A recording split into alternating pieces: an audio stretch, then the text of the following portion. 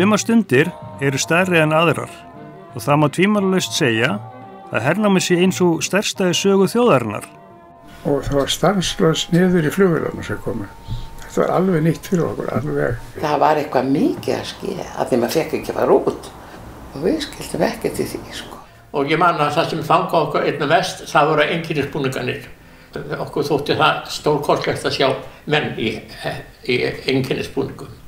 Og maður, hann náttúrulega aldrei séð svona mikið af vopnuðum mönnum. Bara með byssu, bara með öxl, þrammandi. En svo ætti maður að vera hræddur í þetta, sko. Þetta venst svona eins og annar. Einhvern veginn að fólk hættir að hugsa það. Í rúm 5 ár var landið fullt af erlendum hermönnum sem komu víða að. Nærvera þeirra hafði miklar breytingar í för með sér. Meðan aðra þjóðir bjuggu við hörmungar, upplifðu Íslendingar áður óþekkt tækifæri. Nýir draumar urðu til. Ég heiti Leifur Einarsson og mun leiða ykkur í gegnum hernámsárin í 5 þáttum sem heita Hernámsæskan. Það sem hernámsárin verða skoðuð frá sjónarhóli þeirra sem þá voru börn og unglingar. Í þessum fyrsta þætti beini ég sjónum að upphafi hernámsins, hvernig herinn kom sér fyrir víða land og hvernig landsmenn brugðust við. Fyrir gerð þessara þátta tók ég viðtölu fjölmarga sem muna þessa tíma. Upplifanir viðmælanda voru vitaskuld margvíslegar, enda reynslu okkar og upplag mismunandi. En þau sem hér segja frá áttu það sameiginlegt að eiga sterkar og ljóslifandi minningar frá hernámsárunum, þó ung væru, slík voru hughrifin. Ég man það ansi vel að daginn 1. september 1939, þá var ég 8 ára polli. Magnús Erlendsson segir frá. Og ég var staddur niður á Bárugötu með móður minni í húsi sonardóttur þess fræga Kleirs sér Árna Þórðarsonar og þar var útvarpið í gangi og ég man alveg eins og hefði skeið í gær þegar þulunum sagði það er komin styrjöld og síðan sagði hann og Varsjá er í björtu báli. Og þessi setning hún miklaðist inn í hugarskotið hjá 8 ára snáða, Varsjá í björtu báli. Þetta er mín minning af deginum þegar seinni heimsstyrjöldin byrjaði.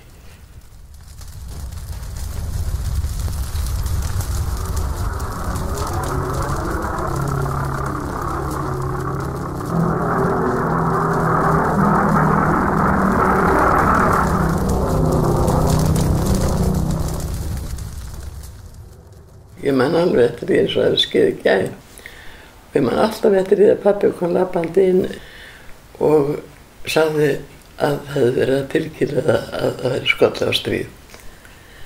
Ég bara gleymi því aldrei. Það var svo að hann stóði svo ömurlegt. Fólk bara var alveg í sjokki. Kristín Þorleifsdóttir gerði grein fyrir viðbrögðum fólks í upphafi stríðs.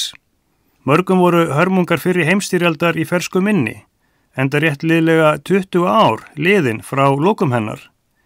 Það var ljóst að stríðið myndi hafa miklar afleiðingar hérlendis. Það yrði dýrara og erfiðara að koma vörum til landsins. Og hvað með erlenda markaði fyrir íslenskar vörur? Og hvað með hættur hafsins? Yrði íslenskum skipum þyrmt?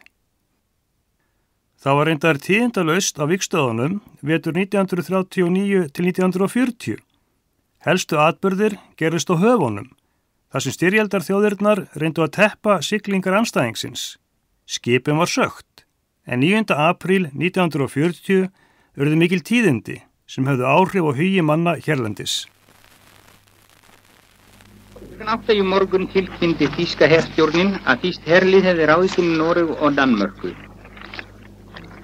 Rétt fyrir klukkan 4 birti breska útvarpið þá fregn að þýskur her hefði tekið Oslo. Talið er að hernámi Danmerkur verði lokið í kvöld. Stríði hafði heldur betur færst nær landinu með innrás Þjóðverja í Danmörku og Noreg. Margir urðu óttaslegnir. Var ekki aðeins tímaspursmál hvenær röðin kæmi að Íslandi. Það lá í augum uppi að landi var hernaðarlega mikilvægt. Sá sem þar réði ríkjum gat haft mikil áhrif á siglingaleiðir á norðanverðu Atlantshafi. Það var einnig haft á orði að hver sá sem hefði yfirráð á Íslandi bindi byssu að Bretlandi. Í hugum margra var spurningin aðeins sú hvor yrði á undan hingað, Bretar eða Þjóðverjar.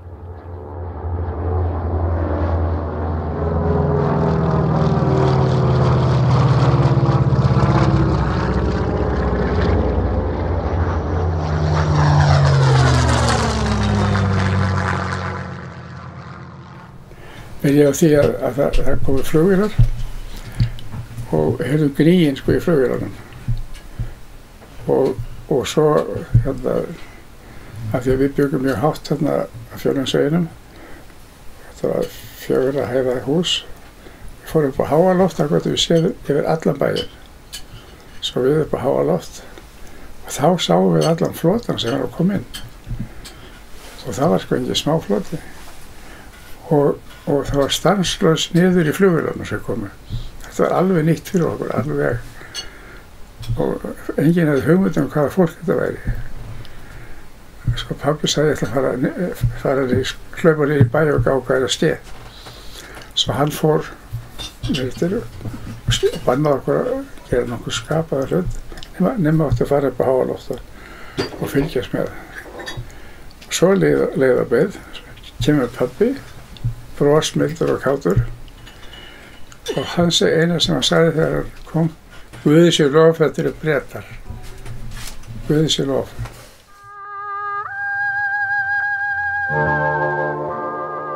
Guði sé lof að þetta eru Bretar, sagði Björn Sigurbjörnsson sem rifjaði upp hvernig hernámsdagurinn hófst hjá honum, en hann var þá á 9. ári. Fólki virðist almennt hafa verið létt að það voru Bretar en ekki Þjóðverjar sem komu hingað með vopnavaldi. En hvernig leið svo dagurinn hjá Birni? Já, við fórum sko í skólan. Þá var Stefán Jónsson skáld, barnaskáld og hann náttúrulega byrjaði kennslu og við settumst inn í bekkinu og svo byrjaði hann að kenna og ég held að það ekki verið sko, var fallarinn 9 að þá kom við inn með byssustingi og alla græður og okkur fannst þetta rosa spennandi. Hermenn í búningum og þeir sem sagt dráku okkur út úr stofunni og sögðust að hafa hana allavega til hausins. En þeir sem sagt héldu eitthvað ræðu sem við skildum ekki og hefur eitthvað, jú það var nú eitthvað að reyna að þýða þetta fyrir okkur. En við varum svo spennt að sjá búningan og allt þetta. Tókum ekki þetta alveg nákvæmlega saman hver var að koma.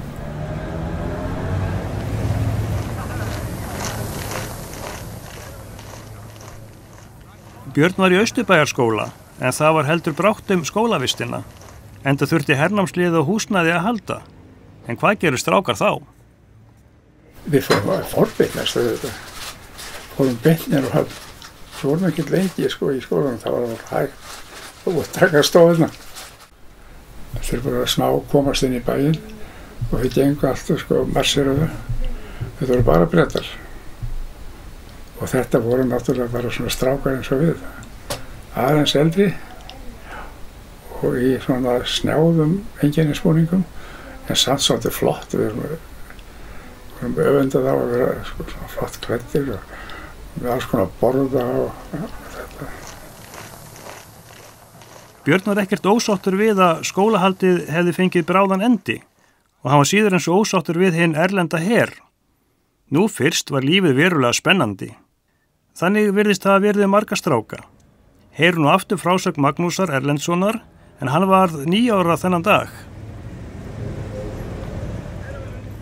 En ég man hins vegar sem skeð hefði gær afmælisdaginn minn 10. maí 1940. Þannig var að móðir mín hafði boðið mér deginum undan að kalla strákana í hverfinu, við áttum heima vestur á Framnesvegi, og hún var búin að segja nú móti að hafa hérna afmælisboð á morgun 10. maí. Og klukkan 6 morguninn þá hringdi síminn heima hjá okkur.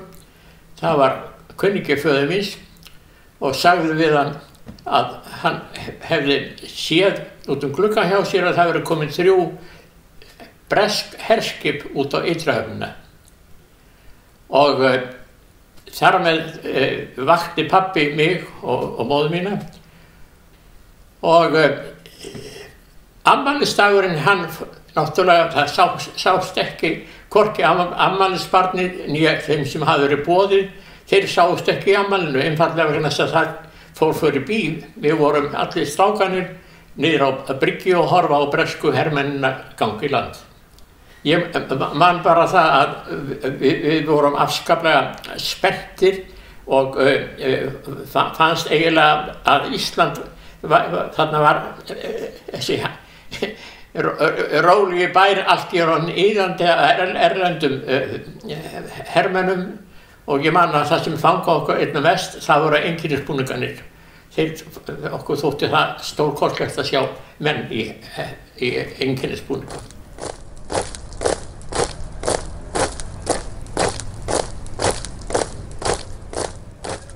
Já, hvað var afmæli á við hernám? Breski herinn hafði gersamlega stólið senunni, en það voru ekki allir jafn ánægðir. Af heimildamönnum mínum að dæma virðast stúlkurnar gjarnan hafa fundið til ótta. Þórunn Melsteð var 6 ára þegar breski herinn steg á land og hún segir nú frá. Ég held ég gleymi þeim degi aldrei, því að við vöknuðum systurnar við það að við heyrðum svo einkennilegt hljóð. Skildum ekki hvaðan kom.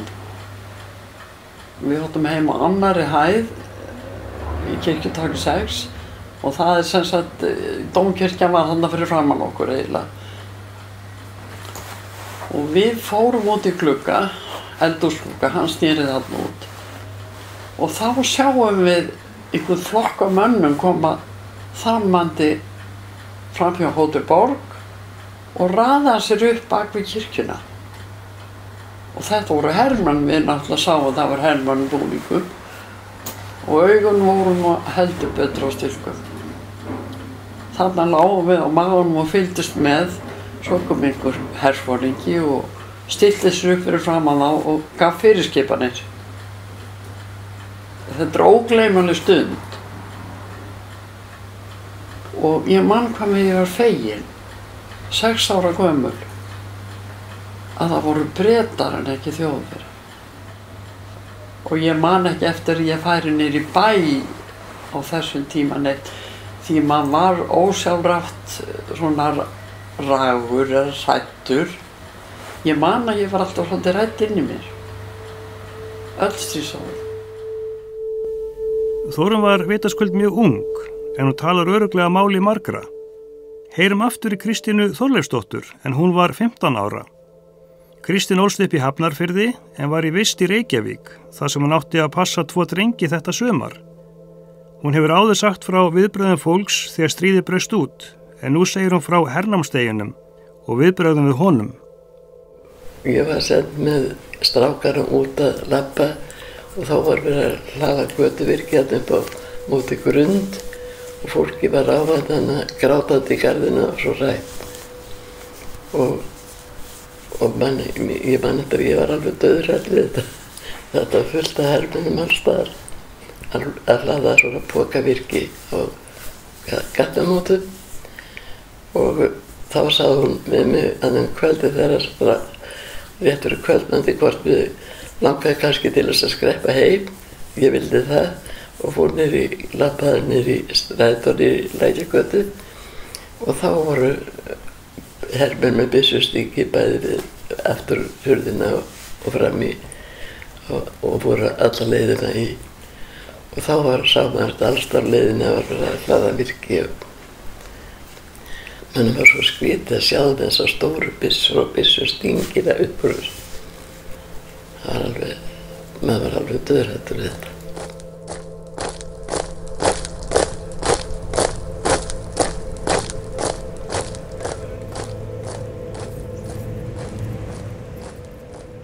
þá örugglega beigur í mörgum, en jafnframt ljóst að fjöldi fólks fór niður í bæ til að fylgjast með hernáminu.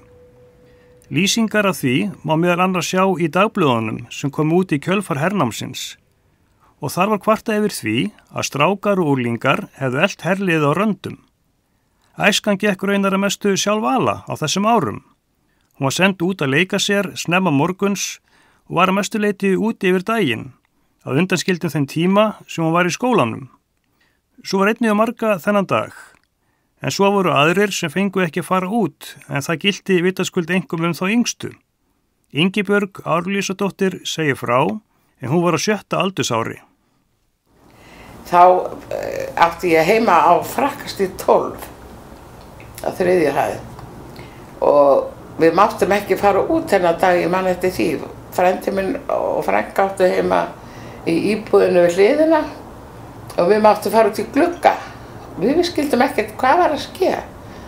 Svo bara kemur, ég man ekki hvort það var ein tromma fremst. Jú, ég held það hafi verið tromma.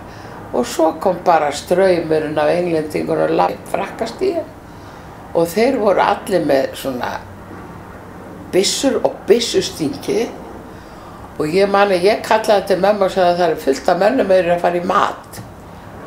Í mat, segir hún. Já, þeir eru allir með hnífa með sér.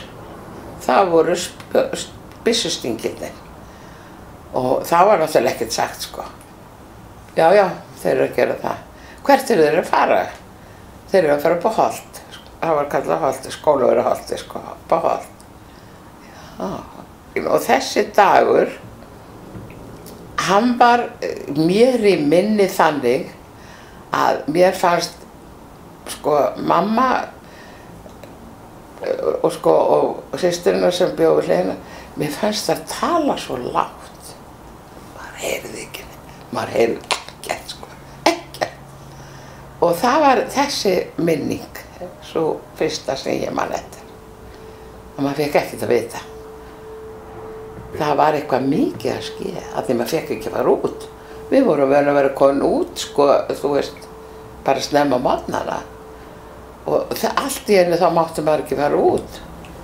Og við skildum ekkert í því, sko. Já, hvernig segir maður börnum að búa sig að hernema landið? Viðbrögð hinna fullorðnu báru með sér að alvara var á ferðum, en margir hafa ugglaust reynt að draga sig mest úr óttanum með því að segja sig minnst. En skynhrifin voru sterk. Af hverju var fullorðna fólki svona furðulegt í háttum? Hverjir voru þessir undarlega klæddu menn sem gengu taktfast í röðum? Þrammið eitt og sér hafði sín áhrif. Það var eitthvað í loftinu sem skapaði spennu, jafnvel ógn. En hvernig birtist hernámið fólki utan Reykjavíkur? Megin herinn tók sér stöðu í bænum, en fljótlega fóru flokkar nærsveitir. Þar skipti Hvalfjörður hvað mestu máli, enda mikilvægt herskipalagi. Jón Sigvaldason, 11 ára strákur, var staddur á útkoti á Kjalarnesi, utarlega í firðinum. Það var 10. maí 1940, klukkan 9 að morgni, sem að mér er litið upp á hæðina fyrir ofan bæinn. Hæðinu fyrir ofan bæinni hérna, þetta er hæðabrónin. Og þá sé ég það standa þarna 2, ég var búinn að heyra í vörubíl, í bíl koma. Og svo sé ég 2 menn standa þarna allklifjaða. Og ég held að þetta væru símamenn sem komu stundum og fóru niður í landtökuna sem það var kapalhús, lá kapall yfir fjörðin, símakapall. Ég held að þetta væri einhverjir slíkir, en þeir snéru við og svo fóru þeir áfram inn fjörðin. En þetta voru bara fyrstu 2 hermennir sem voru að koma í fjörðin. Svo var það ekki fyrir hádegi, þá koma fleiri bílar. Þetta voru svona landkönnuðir. Þetta var nú upphaflega stríðinu hjá mér. Þegar hér var komið sögu var hernámið í fullum gangi í Reykjavík, en höfðu þá engin tíðindi borist í sveitina? Já, það var voðalega rólegt því að það bara heyrðist ekkert í útvarpinu bara steinþegjandi. Bretar höfðu klippt öll samskipti úr bænum, þar að meðal útvarpið, en dagskrá þess átti að hefjast hádegið. Ekkert mátti fréttast af hernáminu, meðan Bretar voru að tryggja stöðu sína og handsama þá Þjóðverja sem hér voru. Það var ekki fyrr en kvöldið sem opnað var fyrir útvarpið og þá ávarpaði forsætisráðherrann þjóðina. Íslendingar. Þau tíðindi hafa gerst að breskur herskipafloti kom til Reykjavíkur snemma í morgun og setti hér á land hóp hermanna sem hafa hertekið Reykjavík og nokkra aðra staði. Íslensk stjórnarvald hafi ekki veitt neina mótstöðu gegn þessu broti á hlutleysi Íslands og þessari skerðingu á sjálfstæði. En ríkisstjórnin hefur borið fram eindregin mótmæli. Þeim brestisjandara herra... Þá ávarpar Hermann Jónasson forsætisráðherra þjóðina. Var búin að mótmæla því að náttúrulega próforman þurfti að mótmæla óeðlilegt að taka af okkur landið stjórnina. En svo fórum við að hugsa, við vorum heppin að það voru Bretar. Það var engin ótti. Það var meiri spenningur.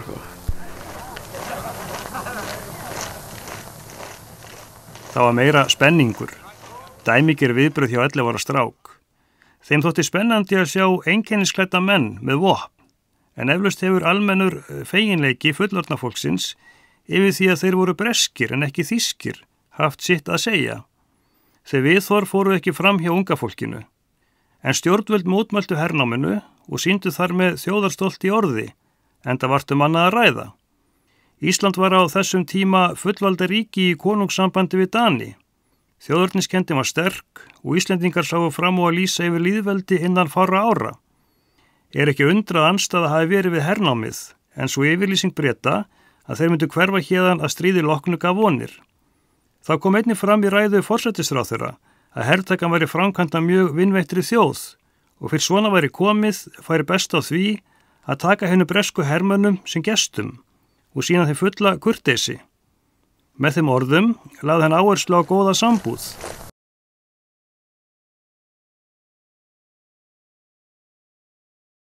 Ekki leið á löngu þar til Bretar tóku að koma sér fyrir víða land. Fyrstu hermennirnir komu til Akureyrar 17. maí þegar vika var liðin frá hernámsdeginum. Sigurður Jóhannesson var þá á 9. ári. Og ég var svo niður við Tangabryggju þegar Ægir kom með fyrstu hermennan hingað.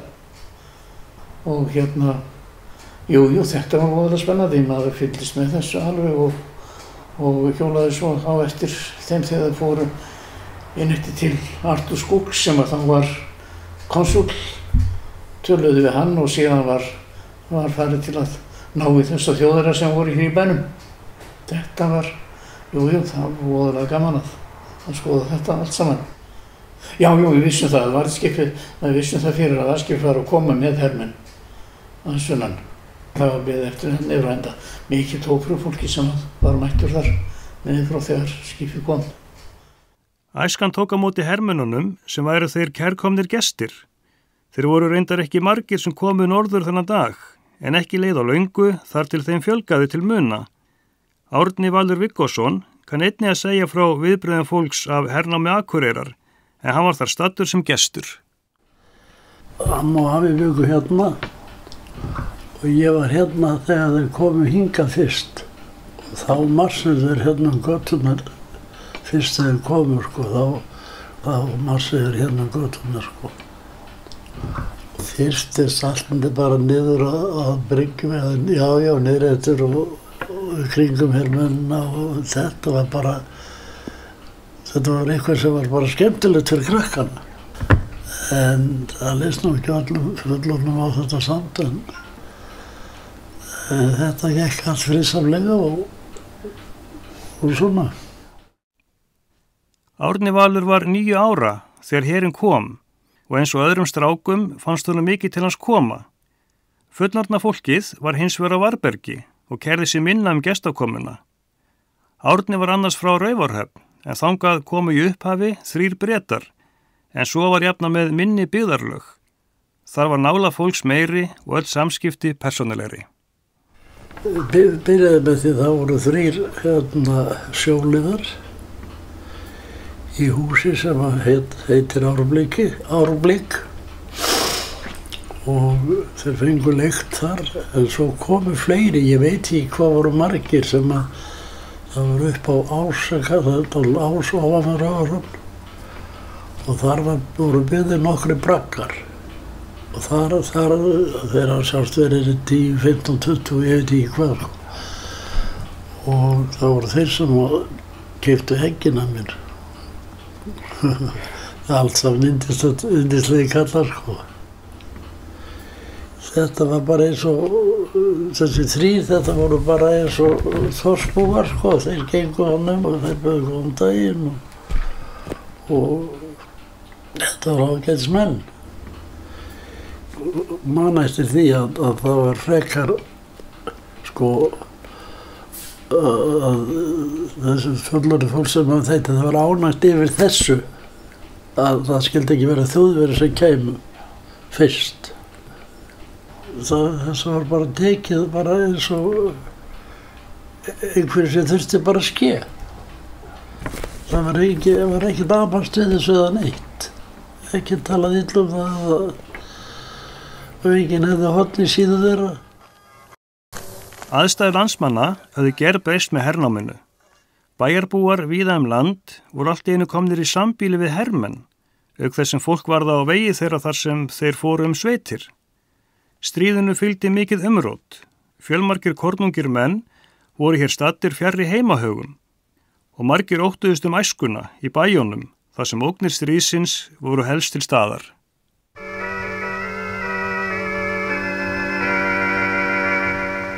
Wish me luck as you wave me goodbye.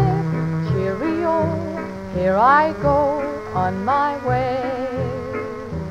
Wish me luck as you wave me goodbye with a cheer. Nú, það var algengt hérna í bænum sérstaklega fólki sem var efnað að senda krakk alltaf í sveit á sumrin bara til þess að þau væri ekki hættu hérna í borginni. Og það var bara gott fyrir okkur talið. Því að bræður mínu voru í sveit mörg ár á undan áður en stríðið kom. Þannig að það tengdist ekki stríðinu hjá okkur. Ég veit að síðan bara aftur þarna það voru fengnir skólar svona út sveitir og til þess að hýsa krakkahliðun á bænum.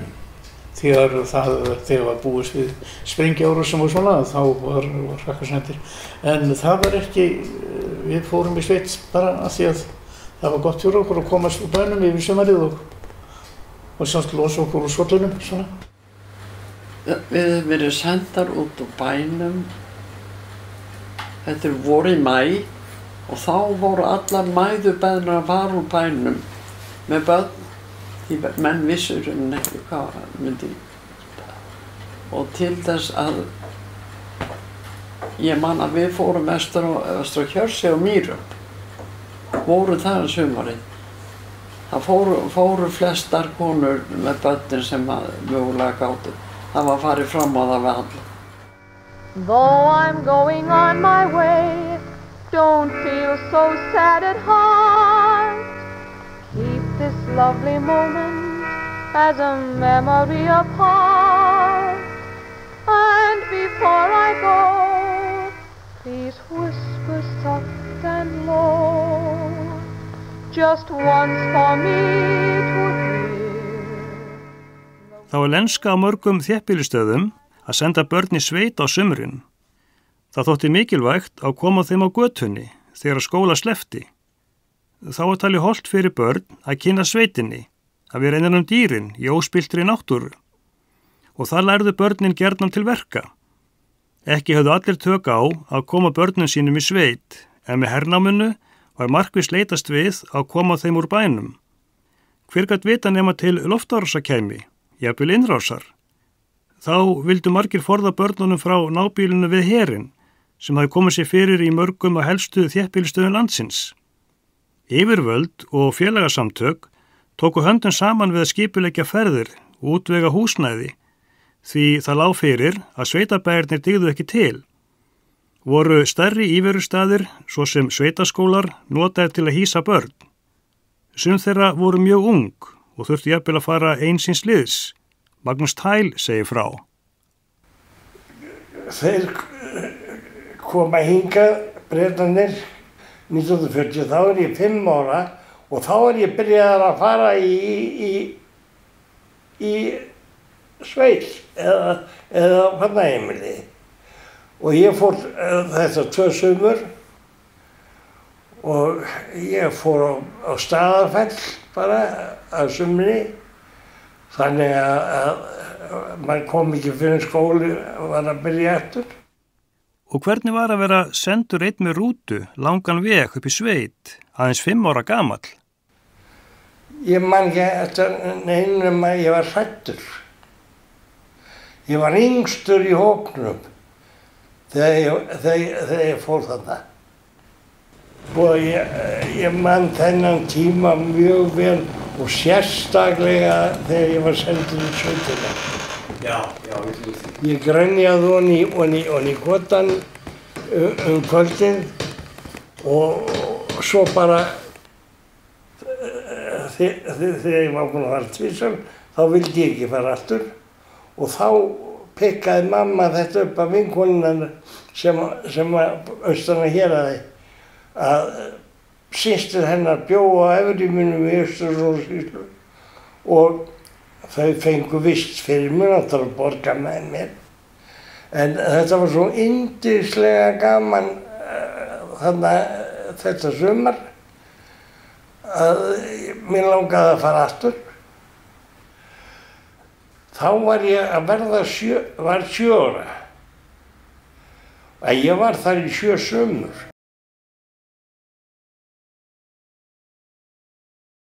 Það hefur verið mikil lífsreynsla fyrir krakka að fara heiman í fyrsta skiptið og aðstæður hentað misvel.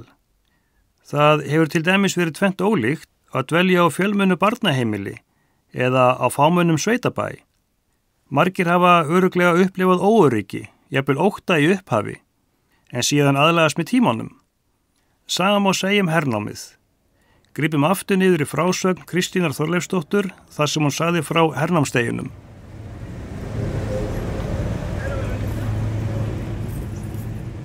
Og ég man þetta, ég var alveg dauðrædd við þetta. Þetta var fullt af hermennum alls staðar. En svo ætti maður að vera hræddur við þetta, sko.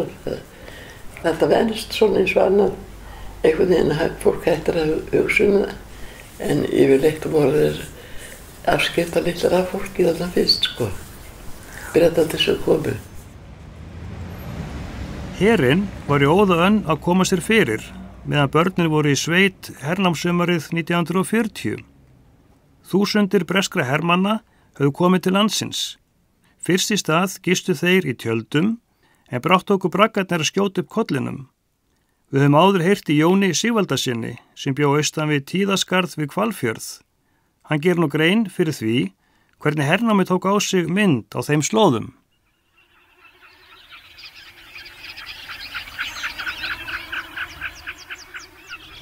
Já, það var mikill friður að maður heyriði, maður vissi alltaf ef það fór bíll þá gat maður litið upp og séð faratækið.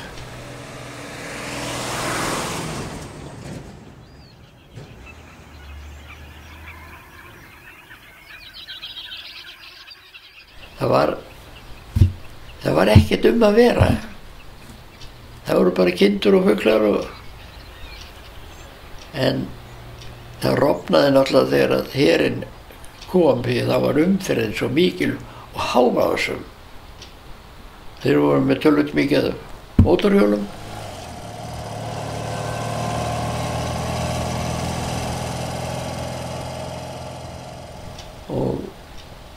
Og þessir bílar, þetta voru gamlir betthortar, mjög hávaðamiklir.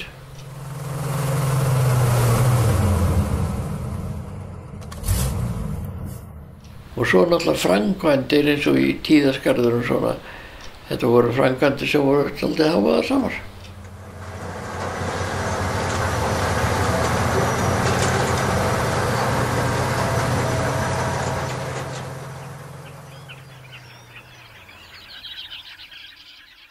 Það rofnaði friðurinn og svo sérstaklega náttúrulega fjörðinn, því að maður hefur þá tilfinningunni skip, það heyrist ekkert frá því, en það voru mikill hávaði frá mörgum þessum skipum.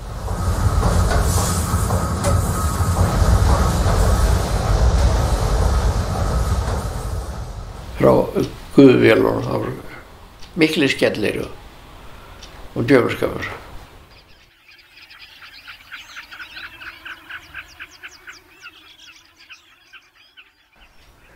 Þeir settu bara upp tjöld, sko, og svo voru þeir náttúrulega, höfðu þeir ekki mikið af vopnum, og þeir settu upp staura og bjuggu til virki, þeir voru bara að blekkja þjóðarina, settu upp staura og neti yfir, þess að sáust fallbyssu kjaftarnir út, en það voru bara símasturar. Mitt svæði var aldrei frítt. Sko fyrir innan var herstuð í Útskálahamri, sem næsti bær fyrir innan Kiðafell, svolítið langt á milli, og þar voru við aðstöðu vegna þess að netið yfir Hvalfjörð,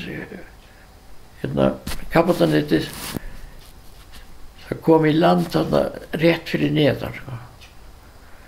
Það var einhver þjónustu í sambandi við netið í þessar herstöð. Það voru nokkrir brakkar og síðan í Dalsmynni, hérna megin við Reykjavík, hérna megin við Tíðaskarð, þar voru nokkuð margir brakkar og þar voru fallbyssur niður við sjó, tvær byssur, og á kvöldin voru þeir alltaf með ljóskastara sem við lýstu eftir haffleitinum,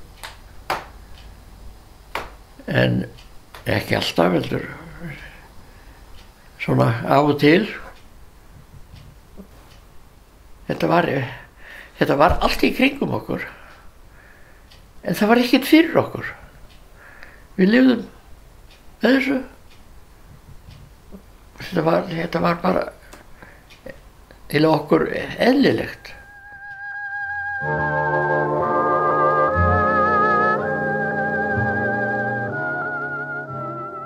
Við eigum eftir að heyra meira frá Jóni, en hann átti töluverð samskipti við breska hermenn á þessum árum og bar þeim vel söguna.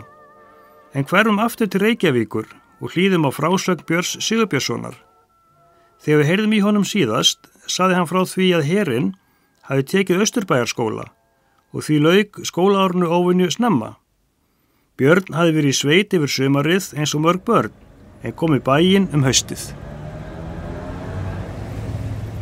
Þá voru þeir búin að byggja sér brakka í Skólavörðuholtinu og við vorum náttúrulega allir krakkar, dagilegi gestir, gengum alltaf í gegnum brakkakvæði og heilsuðum 13. Þetta var alltaf óskaplega framandi, þetta ímyndaði.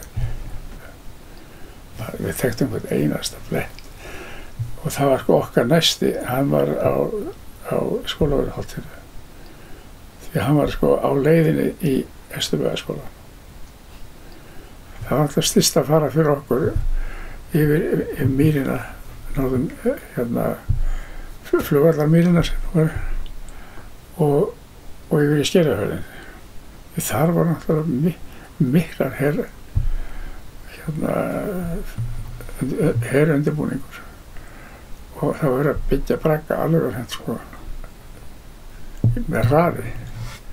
Og þegar við fórum í skólan, það var þá getum við fylgst með því hvernig gengi að byggja flugskýlin og bara koma sér fyrir á flugvellinu. Og þeir fóru eiginlega á öll gatnamót sem voru einhvers virði og settu póka, sandpóka.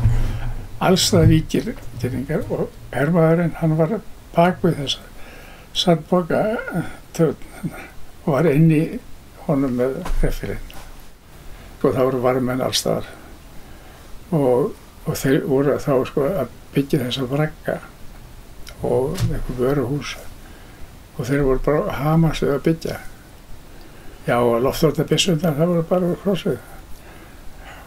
Og hlaupið, það var bara símastöður. En þá voru þeir líka sko önnumkamnir að þykjast þeirra meiri. Þeir byggðu sko alls konar hluti sem við botnum ekkert í, en skildum seinna að þeir voru að villa fyrir Þjóðverjunum. Bretar voru önnumkafnir við að byggja upp varnir víða land. Guðmundur Einarsson hafði verið í sveitavinnu því að landi var hernumið, en áður hann vissi af var hann kominn í flugvallagerð fyrir Breta, austur í Kaldaðanesi við Selfoss. Hann var aðeins 15 ára gamall, en vinnuaflsþörf Breta var þvílík að unglingar gátu fengið næga vinnu. Hann man vel eftir þeim breytingum sem hinn hernumdi bær hafði tekið.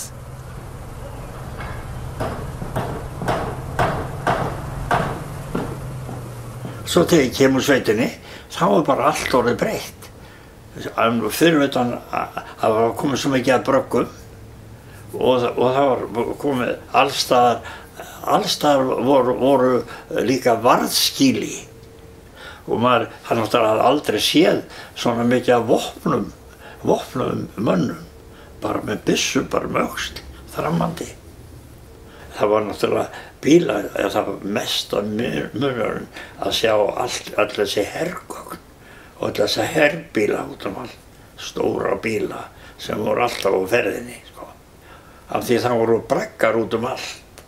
Það voru braggar inn í Múla og það voru braggar upp á Skólavörðuholti og allstaðar. Og allstaðar voru hermenn á ferðinni. Og svo voru þeir á mótorhjólum. Já, og maður hafði engan ótta að þessu. Við höfum aldrei neitt ótta af neinu svona.